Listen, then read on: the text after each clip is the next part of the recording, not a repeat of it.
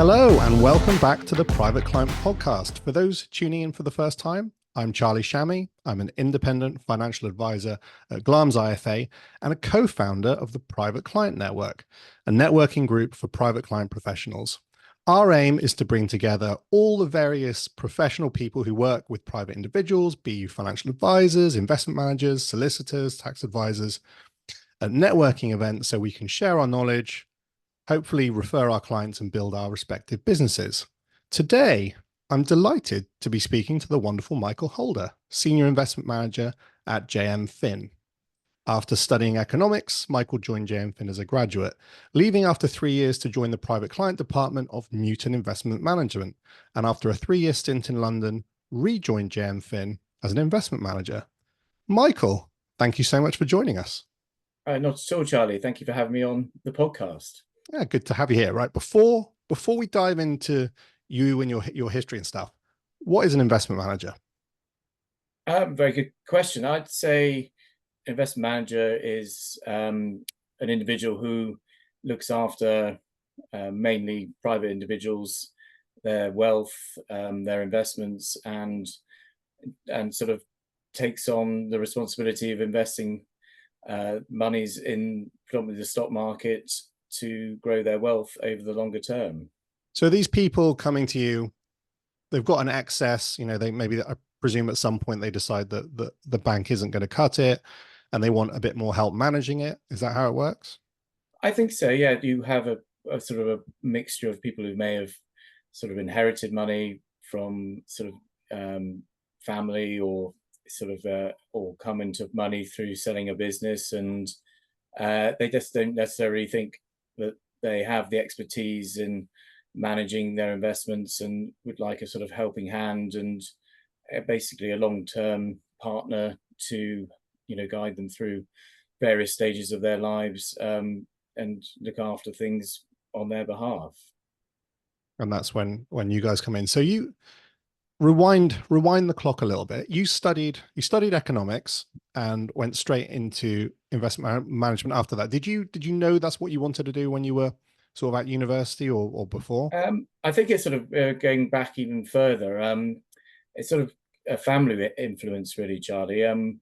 My grandfather in particular was a sort of a fan of investing in the stock market and had sort of certificated shareholdings and would always encourage me to look at the FT, and if I had any spare money, perhaps sort of look at investing in shares from a young age, really. And he had a sort of successful career as a lawyer and then a sort of managing director of a sort of a FTSE 30 company a long time ago. So it was sort of that interest in sort of investing, and even the sort of physical share certificate said you owned a part of a company like Unilever of Shell, sort of at a young age, teenage years, was always quite fascinating, really. Do you ever get people turning up with those old share certificates now? Or is that finally worked its way through the system? No, I think we're sort of going back to when I first joined JM Fin. There was a lot more certificated clients, and your sort of my boss would sort of go to an elderly client's house and come back and say they want to go into nominees, and I'd be given a pile of share certificates, some valid, a lot of them weren't, and sort of about an inch or two thick, and be told to look through it. But that was a good education in terms of how companies work, in terms of how they organize, and sometimes they have rights issues, and they get taken over, and what the history of those companies is over the longer term. Yeah, it's fortunately those share certificates seem to have worked their way through the system, I think, now. But yeah, it definitely was more of a thing in the 2000s, I think. So kind of similar to me, actually. Investing was very much discussed at home. And I definitely had it in my head as well, sort of when I was in my teens, for sure. So study economics and business, you graduate. What was the getting into investment management process like? It wasn't necessarily that straightforward. I had some sort of work experience when I was 16 in a firm called Rathbone Nielsen Cobbold in Taunton, which is now long gone. I sort of did a job like a number of my school friends in the sort of Aztec West, answering phones for NatWest, and then I heard through a family friend that JM Finn had a position available as a sort of trainee, what they called a desk assistant, and I sort of applied for it, and it sort of got the role, and it sort of didn't look back from there, really. I think it was it's interesting. I think the challenge of getting jobs post university or post education is a lot dependent on when you happen to leave. There's a lot of luck in it. So you graduated the year before I did in 2003, and I think those years sort of .com thing had sort of ebbed a little bit, and I think up until it went pear-shaped again in 08, I think it was a relatively good time to be leaving university and be Yes, looking for a job. I think for the investment side of things, there would, the FTSE was from, if memory serves me correctly, it began with a 3, and so it had been a quite a sharp bear market from the end of the .com bubble. So I don't think firms. I've got to stop you. Go on. What's a bear market? A bear market is essentially a period where shares on share prices in general, measured by the indices, go down for a relatively long period of time. And there's some academics who know more about it than I would say. It's sort of something that can last 10, 15 years, but it tends to be, from my experience, sort of something that can last for 3 to 4 years, sometimes shorter, and then markets end up recovering, and the sort of opposite of bear markets is bull markets, and they tend to last longer than the downturns in the market. They're a lot more fun for all concerned, I would say. It certainly helps you keep the faith that stock markets are the best way of compounding wealth over the longer term, certainly. Okay, so leaving university, end up at JM Finn, and then you're there for a few years and head to Newton. What was the difference in roles between sort of what you were doing and ended up doing? I think it's sort of I was very much a trainee at JM Finn, and Newton was, still is, sort of well-regarded name in the city.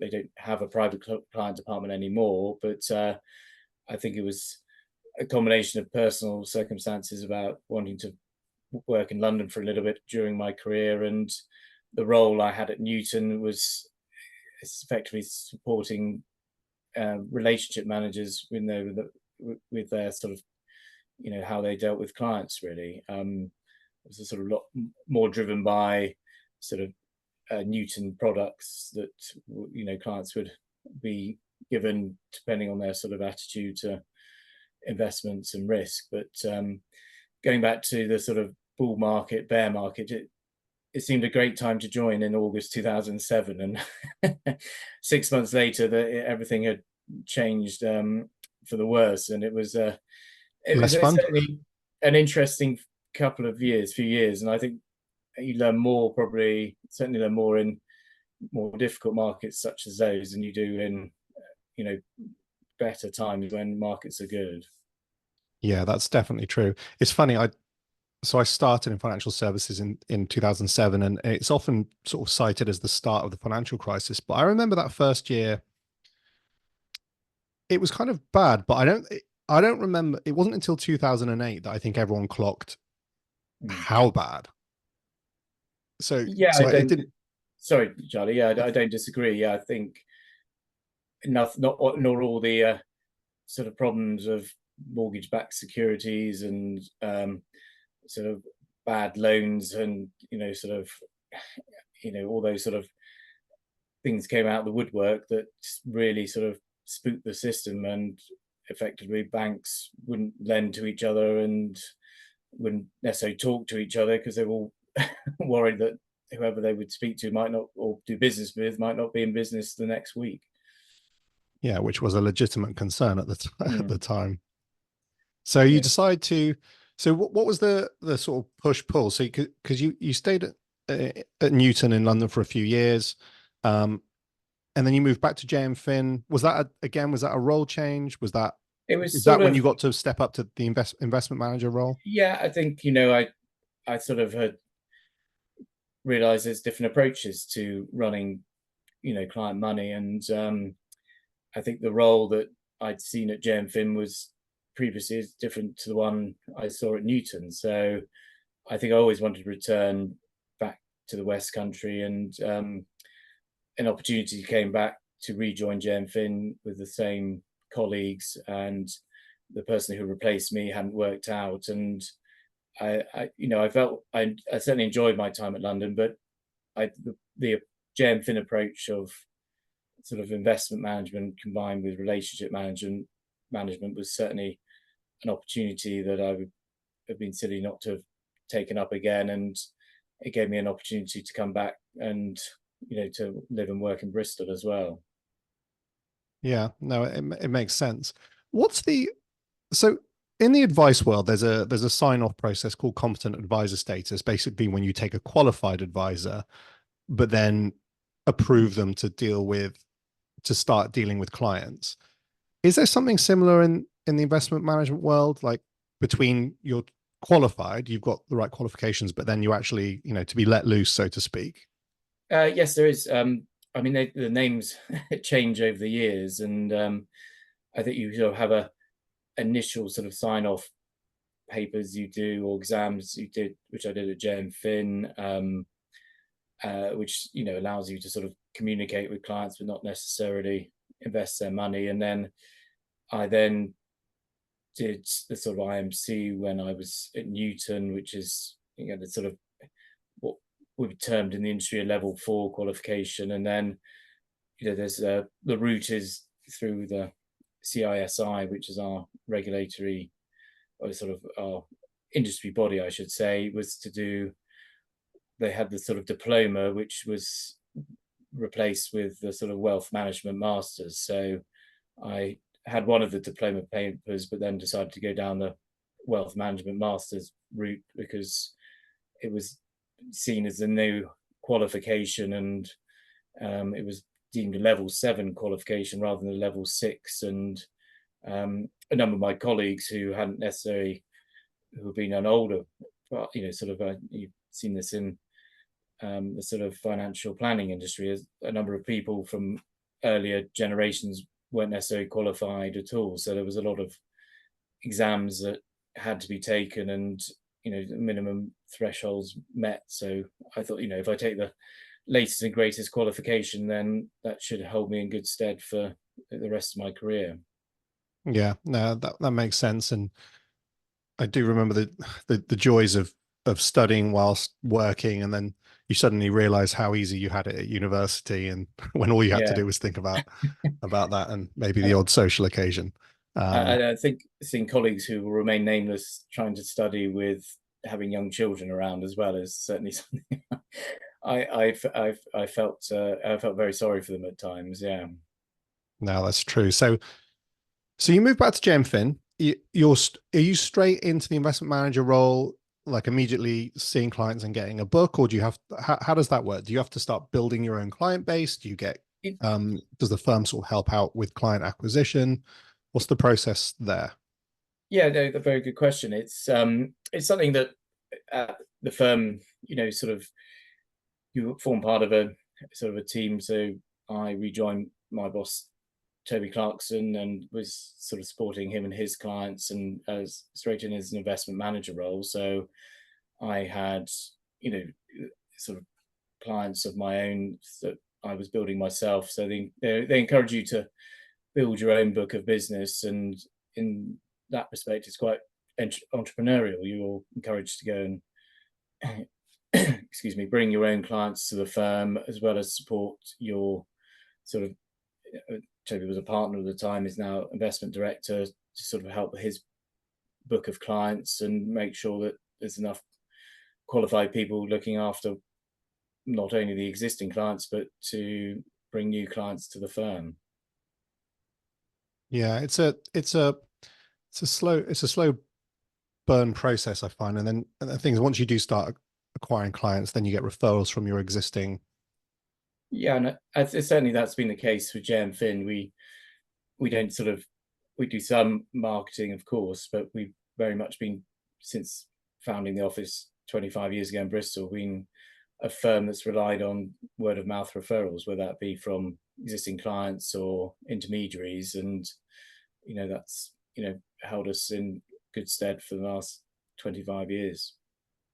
Yeah. How did you find the so dealing with people, it's sort of it's interesting in a lot of ways, because obviously you you're trained technically to a really high level, and all investment managers are, on the details of regulations and asset classes and equities and bonds and commodities and various and tax structures and tax wrappers, but very little of it, and it's the same in the financial advice world. Very little of it concerns the small detail of dealing with individuals and their lives.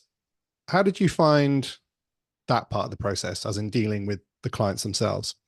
Yeah, it's something that, as you say, you can be qualified and complete all your exams at a relatively young age, but I think that's the part of the job that takes the longest to qualify in sort of inverted commas, is dealing with people of different generations. And quite rightly, if you're in your 20s, you have sort of different approach to dealing with people in their 70s and 80s than you would with someone who's nearer in age to you. And I think you have to have time at the coalface to sort of be able to be qualified to deal with people who are older than you, because you're not necessarily going to relate to their scenarios or situations, and you may even be sort of younger than their own children. So, and Yeah. I think that's probably going back to the point I made about in difficult markets, is when you pick up conversations or have conversations that your peers are having with their clients about how best to deal with difficult situations, whether it be you know conditions in the market, or, as you say, sort of personal circumstances that may mean that they need to sort of liquidate assets in quite a short period of time. But it takes a long time to pick up on that, really. It's not something that can be learned overnight. And yeah, sort of having been at GenFin now on and off for 20 years, I feel I'm getting there, but it's still something you need to sort of do every day, really. Yeah, it's a really hard one, and there's I think the industry is talking about the softer skills a lot more, but and I'm sure I think there is training out there to cover the client handling skills, but I do sometimes wonder, to what extent can it be taught? Is it just something that has to be acquired through sort of the slow process of experience? Um, And also, I from think anything dealing with, dealing with couples, mm, with different personalities or maybe different worries and concerns, it can be hard at times.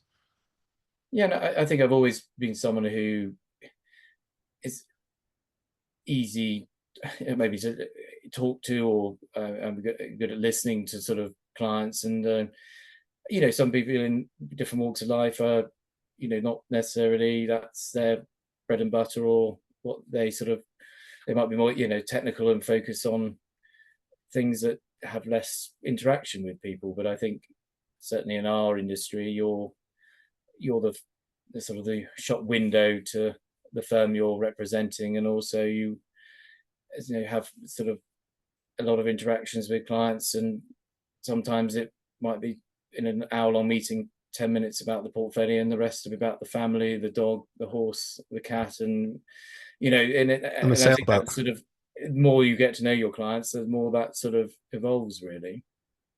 Yeah, that's definitely true. It's one of the things that took me by surprise the most, actually, how little you go into a lot of the detail of some of the stuff that we do, and it is really about them and their lives. And it's actually turned into one of the things I like about the job, really, probably the most. You mentioned earlier, sort of sometimes it's sort of, you'll get new clients, maybe they'll inherit some money. Do you find that there's a lot of, you'll take clients on at sort of inflection points in life, maybe a divorce, maybe there's a bereavement and they've come into money?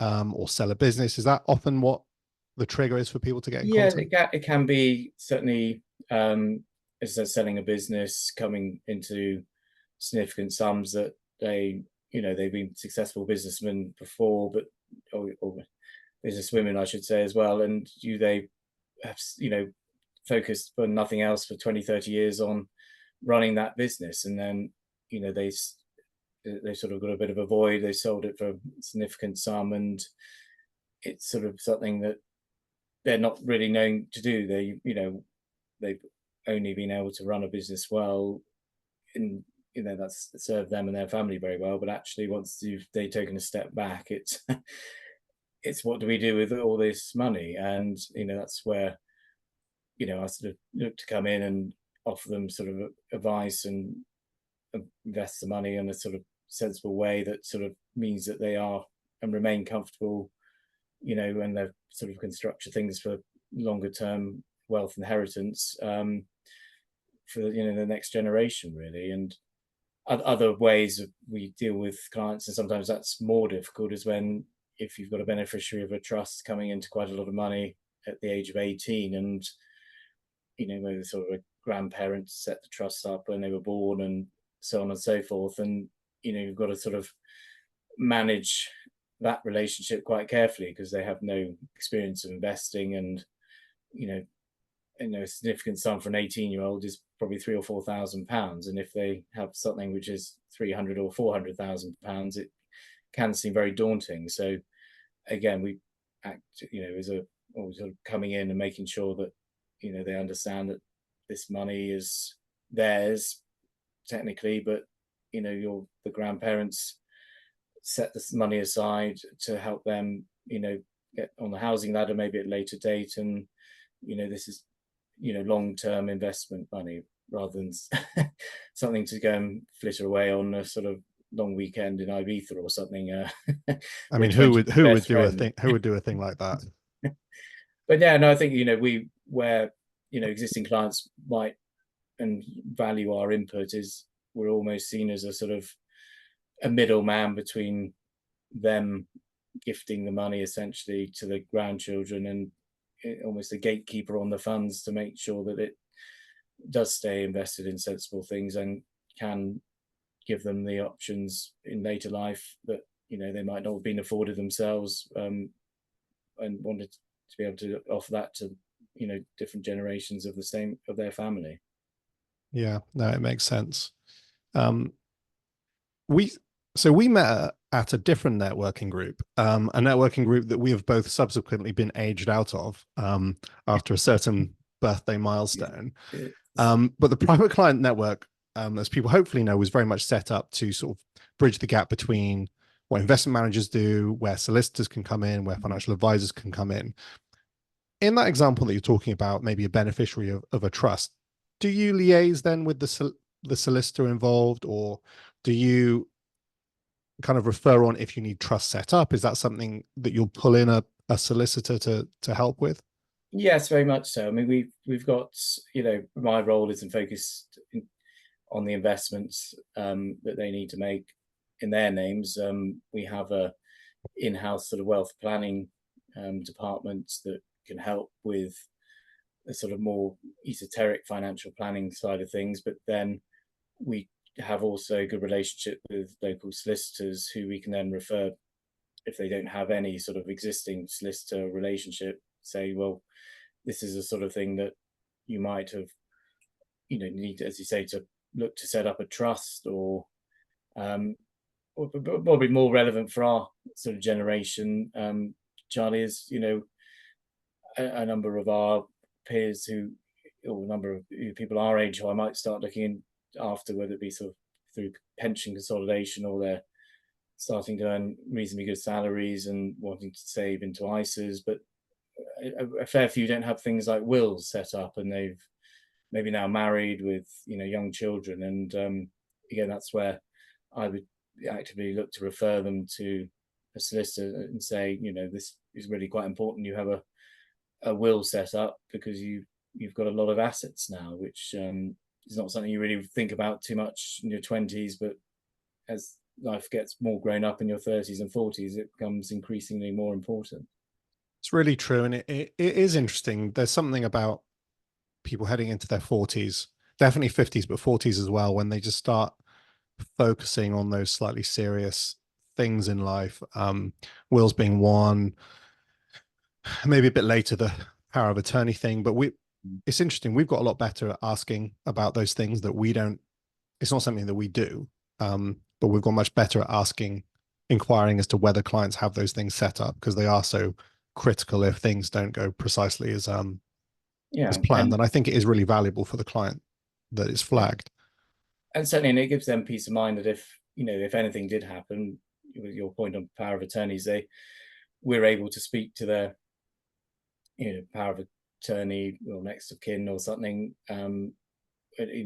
straight away, and there's no sort of delay in sort of accessing funds if it be, certainly for the older generation, if they need to go into care. That's where we're seeing a lot of sort of money, significant sums of capital drawn out of portfolios and in later life for some clients to cover the costs of care. It's really difficult. The care thing's a really challenging one, because it's such large sums of money. You don't know whether it's going to be needed at all, or you don't know if it's going to be needed a lot. So that's probably one of the more challenging things about the retirement planning aspect, is trying to factor in what an individual needs, particularly when you've got the competing need or desire to reduce inheritance tax whilst keep ample provision for the client themselves. I mean, where do you fall on that? I think it's very difficult. I mean, inheritance tax thresholds have been frozen, I believe, since 2009, and whilst we would sort of again refer clients to good accountants or solicitors or even our in-house wealth planning team for the sort of guidance here, it's very difficult when the average house price in the UK is probably just under 300,000 now, that the inheritance tax band isn't much more than that, and there's so many more people who are getting caught in inheritance tax bandings, even if they have been passing assets onto a surviving spouse. How do you avoid something where the threshold's so low? I think it's become one of the worst sort of stealth taxes that's happened, really, through the lack of indexation on that allowance. And as care home fees can be 70,000-80,000 pounds a year. I mean, you can have a portfolio of that or more at a later stage, but it's a balancing act that I think more and more people, whether they have investment portfolios or not, are going to get caught up in that, and it's probably not what the tax was designed to do when it was envisaged all those years ago. I'm not a tax historian, but you can imagine it was looking to catch the sort of landed estates more than sort of a hard-working couple who've just benefited from house price rises and paid off their mortgage and been diligently saving. But that's what it's more and more doing, we're finding. Yeah, and I don't think that's going to change as well. I think so obviously we've got a new government recently come in. Everything I read is saying there's not an awful lot of money washing around available to them. So I suspect I don't anticipate any cuts in IHT or any of the taxes anytime soon. I think the one that our clients have been caught up in more is the capital gains tax and the reduced threshold. And I mean, that's what we have to keep a close eye on for our clients is making sure we utilize allowances as best we can and try and avoid large CGT bills as best we can as well. And I think it helps sort of running bespoke portfolios with a combination of sort of, certainly for larger portfolios, direct equities and managed collectives, actively managed collectives, and there's more scope to sort of, utilize losses and, tinker around the edges to make sure that clients don't have large CGT bills. And it may be the case that, the capital gains tax gets realigned with, marginal income tax rates, which again will cost clients more in terms of, sort of their capital. Yeah, it's interesting that the CGT, if capital gains tax is sort of harmonized with the rates of tax people pay on their income, I can sort of see the logic behind it. I think what you're shooting for there is people who own huge sums of assets to the extent that they don't need to work can then just use the appreciation of their investments to fund their life and pay a much lower rate of tax on it. So looking at them in isolation, I think it makes a lot of sense. But then what makes a little less sense is the people that are actually fundamentally paid through PAYE and pay solid amounts of income tax and national insurance to then up what they pay on their investments. I think it feels a little less intuitive, but I think there's definitely something that will come down the line in that. I mean, Labour were quite explicit in saying there won't be a rise to income tax, national insurance, or VAT, but didn't say too much on the on some of the others. So I would expect to see some changes at some point. Yeah, and it's again we can sort of talk that through with clients after the budget, and we tend to sort of get a in-house or external summary of all the sort of salient points in a budget that we can distribute to clients. And again, how that might impact them is sort of something we cover with the wealth planners we work with, and it's sort of an area which I keep a close interest on, but my focus work-wise tends to be just in the investment side of things and making sure that they end up going in the right direction. And you think allowances like ISAs are always used year on year to make as much of clients' portfolios as tax efficient as possible. Yeah.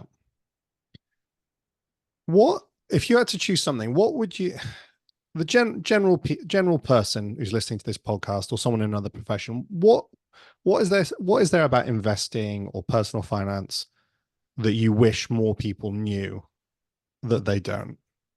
I think the one thing that, and this is maybe it's a sort of misquote here, but it's sort of the benefit of compounding. And a lot of people talk about timing the market, when actually it is really what all that matters is time in the market.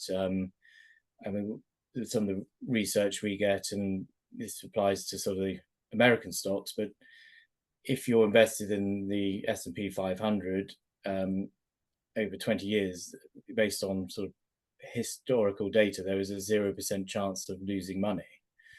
And, the longer you're invested, the more chance there is of you making a good return that over the longer term will beat inflation. And we always encourage clients to have rainy day funds to cover, what they might need. But maybe some individuals, are wedded to having too much in cash. Maybe sort of, property is, has been, obviously we know, sort of a good longer term investment, but there's liquidity issues with that.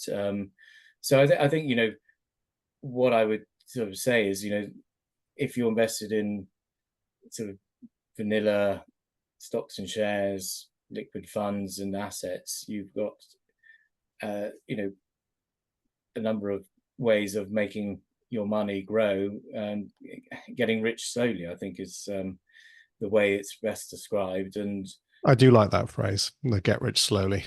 Yeah, and that probably runs counter to people who might think crypto is a investable asset class, but we probably shouldn't go down that rabbit hole. But you brought but it up now. An important thing is, we always say liquidity, and you say, if clients need to withdraw money in short notice, they can get access to their money within a week. And not every other asset class whether it even be cash with, if you've got a fixed term bond, you might not be able to get your hands on the money for a year. And I think that's the benefit of the market. It's well regulated. There's a lot of oversight by regulators, and it's been established on and off for hundreds of years, really, in one shape or another. So it's a safe place to have your investments. Yeah. No, I agree. And I guess one final thing before I let you go, if there's someone listening who's maybe at university or thinking about a change of industry, any advice for getting into investment management or the finance industry? That's a good question. I think you don't necessarily have had a economic background or degree, and I know one of my colleagues has got an archaeology degree. I think you've got to have an active interest in investing, whether it be, what different asset classes do and what you can achieve with them and what the risk is linked to those. But also, I think you've got to be, a personable person. You've got to be able to communicate well with people. You've got to be able to pick up the phone and have difficult conversations with people, but in a measured and well organized and with a good level of knowledge behind your arguments. So it's something that you've got to be knowledgeable on, but also have the enthusiasm and the sort of desire to sort of understand what's going on, really. Yeah. No, I can completely agree. And you can tell when you meet people as well if they're really interested in the sector. I think it comes across quite naturally. It's I think genuine interest is a hard thing to fake. So yeah, cultivating an interest in the sector and knowing what's going on in it would definitely serve people well. Yeah, and I think something that our firm prides itself on is the benefit of longer term relationships, and you're with clients for the longer term, and you're not going to be sort of here for 5 minutes and then someone else be looking after your portfolios. And it's like it's almost a sort of lifelong relationship, and the aim is really not to give them sounds very simple, but sleepless nights over their investments. Yeah, that's very true.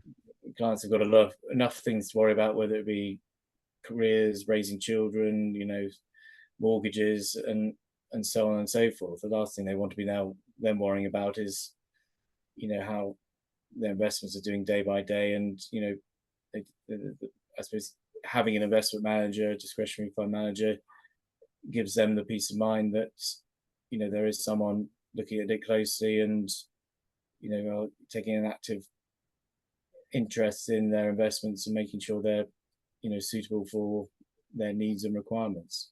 Yeah, no, I think that's spot on.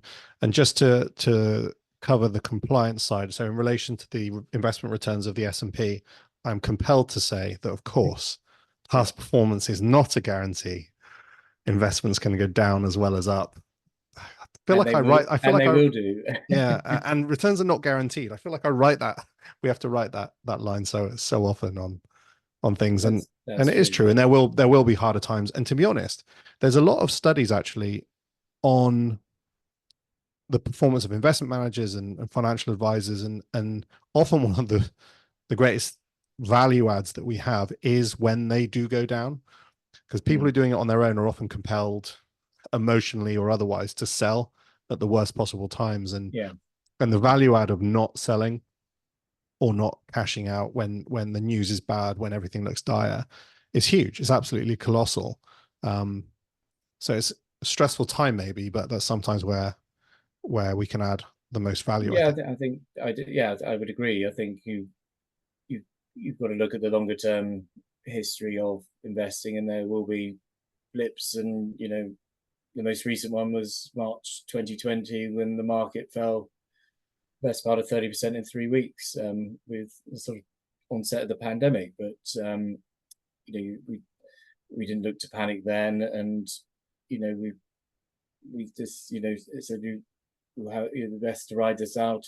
If you don't need the money or capital, then there's no point taking it out to sit on the sidelines, because you would have missed out on any recovery. And that was obviously the same in 2003 and obviously in 2009. Yeah, that's very true. Awesome. Thank you so much for coming on. It's been great to have you on. It's very much appreciated. No, still, thank you for inviting me, and keep up the good work with Bristol Private Clients. It's been nice to be, as you say, after we're too old for Bristol Junior Chamber. It's been good to have a sort of another sort of way to meet in other sort of intermediaries, and also sort of peers in my industry as well. So it's been a very good thing that you've done, really. No, that's really appreciated. And no, we're very grateful for everyone who attends the events. We're very grateful for everyone who started listening to this podcast. Please do, anyone listening, feel free to like, share, subscribe, follow, depending on what platform you're on. We really do appreciate everyone who gets involved. If you haven't been to one of the events, feel free to come along. They're open to everyone who deals with private individuals. The next run of events will be in October, November. Thanks again, Michael, for coming on. Appreciate it, and catch you soon. Thank you, Charlie. See you soon.